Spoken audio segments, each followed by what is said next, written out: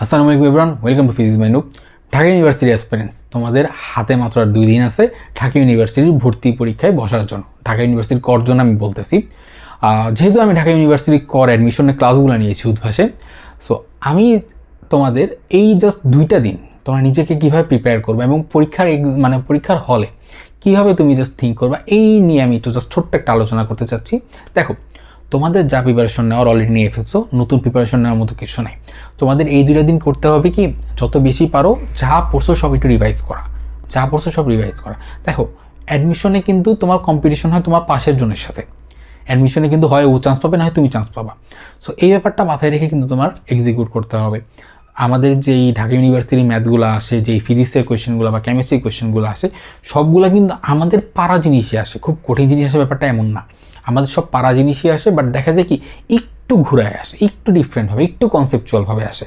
So তোমরা যারা একদম ট্রুলি প্রিপারেশন নিছো, তোমাদের আশা করি কনসেপ্ট ক্লিয়ার, অ্যান্ড এটা নিয়ে তোমরা আটকাবা না।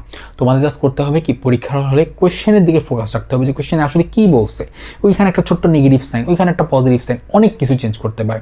সো এই জিনিসগুলো একটু চিন্তা করে ঠান্ডা মাথায় দাগাইতে হবে তোমাদের এক্সামের ওএমআর শিটটা। আর টাইম ম্যানেজমেন্টটা কিন্তু পরীক্ষা হলে খুব ইম্পর্টেন্ট।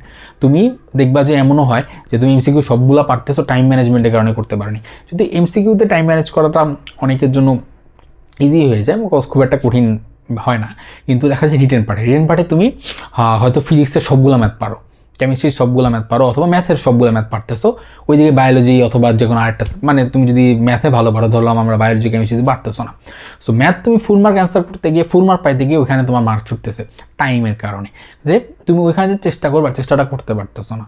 সো করা লাগবে কি, তোমার যত ভালোভাবে টাইমটা ইউটিলাইজ করা যায় তোমরা চেষ্টা করবা যে পরীক্ষায় সবার আগে যারা বায়োলজি দাগাচ্ছ, সবার আগে বায়োলজিটা দাগাবা, এরপর দাগাবা কেমিস্ট্রি,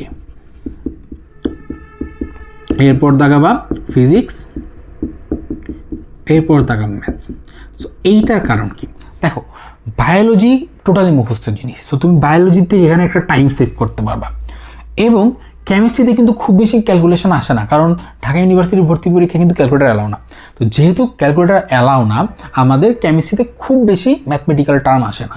সো এখান থেকেও তুমি একটা ভালো টাইম সেভ করতে পারবা। Then comes to physics. এই যে তুমি 2টা জায়গায় টাইম সেভ করতেছো, এই 2টা টাইম তুমি এখানে লাগাবা। ফিজিক্সে খুব বেশি লাগাইতে হবে ব্যাপারটা এমন না, লাগাইতে হয় মেনলি ম্যাথেই বেশি এক্সট্রা টাইম লাগাইতে হয়। সো যেহেতু ম্যাথে তোমার এক্সট্রা টাইমের প্রয়োজন হয়, তুমি এই এক্সট্রা টাইমটা এই 2 জায়গার থেকে সেভ করবা, যদি পসিবল হয় ফিজিক্স থেকেও সেভ করবা, ঠিক আছে? বাট মেইনলি বায়োলজি আর কেমিস্ট্রি থেকে ভালো লেভেলের টাইম সেভ করা যায়। সো সেভ করে সেই টাইমটা আমরা লাগাবো কিসে, ম্যাথে। দেন কামস রিটেন পার্টের ক্ষেত্রেও কিন্তু আমাদের সেম ওয়েতে আগাইতে হবে, সেম ওয়েতে। বায়োলজি মুখস্থ জিনিস টাস করে লিখে ফেলবা, কেমিস্ট্রিতে বা বিক্রিয়া দিয়েছে অথবা কেমিস্ট্রি কোনো একটা থিওরি দিয়েছে, টাস করে লিখে ফেলবা।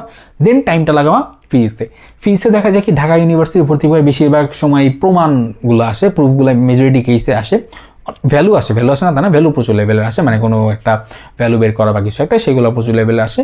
সো তারপরে ফিজিক্সটা দেখায়, লাস্টে গিয়ে ম্যাথটা দেখাবা। ম্যাথের জন্য একটু ভালো টাইম রাখবা, যাতে ম্যাথে ক্যালকুলেশনটা তুমি ঠিক মতো করতে পারো।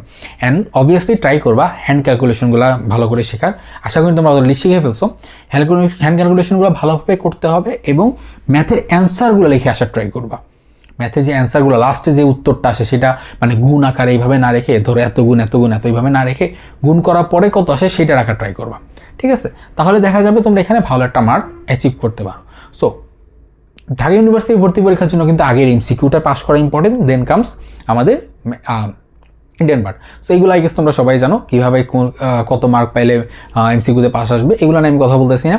তোমাদের আগে মাথায় রাখতে হবে যে টাইম ম্যানেজ করে কীভাবে ভালোভাবে এমসিকিউগুলো দাগাতে পারবো। আন্দাজে দাগানো যাবে না বেশি, কারণ আন্দাজে দাগাইলে নেগেটিভ মার্কিং আছে। সো আন্দাজে দাগানোটাকে অ্যাভয়েড করবা এবং ম্যাথের জন্য টাইমটা একটু সেভ করবা। এই প্রসেসে যদি আগাও, ভালো একটা টাইম সেভ হবে এবং তোমরা ভালোভাবে এমসিকিউগুলো দাগাতে পারবা। আবার এমন হতে পারে তুমি আবার রিভিশনও দিতে পারতেছো, যে কোনটা বাদ গেছে আর একটু চিন্তা করি, এটাও করতে পারতেছো। সো এই প্রসেসে যদি আগাও, আশা করা যায় টাইমটা ভালোভাবে ইউটিলাইজ হবে। হ্যাঁ, এবং চান্স পাবা কি পাবা না সেটা তো অবভিয়াসলি টোটালি তোমার উপর, তোমার একদিন প্রিপারেশনের উপর। So hope for the best of luck. আসসালামু আলাইকুম।